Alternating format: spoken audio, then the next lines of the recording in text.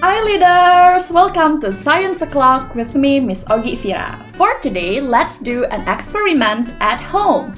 This experiment has a purpose to check which material can dissolve in the water and which material cannot dissolve in the water.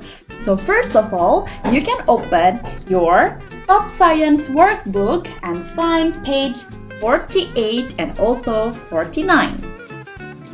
You need to prepare some materials. First of all, you need to prepare hot water. You can put the hot water inside of a glass. Because we are using hot water, you can ask your parents for help or adult to help you. The next one, you need to prepare a spoon to stir the materials inside of the hot water.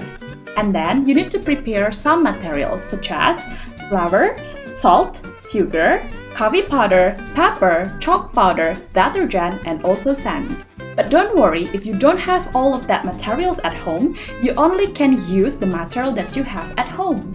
For today, Miss Ogi will give you the example on how to test sugar, and we put it in the hot water and we stir it.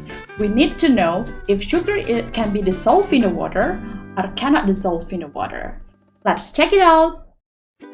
First of all, you need to take a spoon of sugar and then you put it inside of a hot water. Now you need to stir the sugar with spoon. You can stir it 1 until 2 minutes. Can you see the difference later? When we put the sugar inside of the hot water, we still can see the sugar itself. But now, it is little hard to see the sugar again. This means this sugar can be dissolved in the water. Well leaders, this is your turn to do your own experiment at home with materials that you have at home.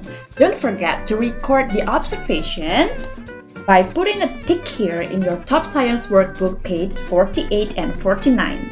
Give a tick to the materials that can dissolve in the water in the dissolve columns, and give a tick to the materials that cannot dissolve in the water in did not dissolve. That's all for today. Happy trying! Bye bye! See you again!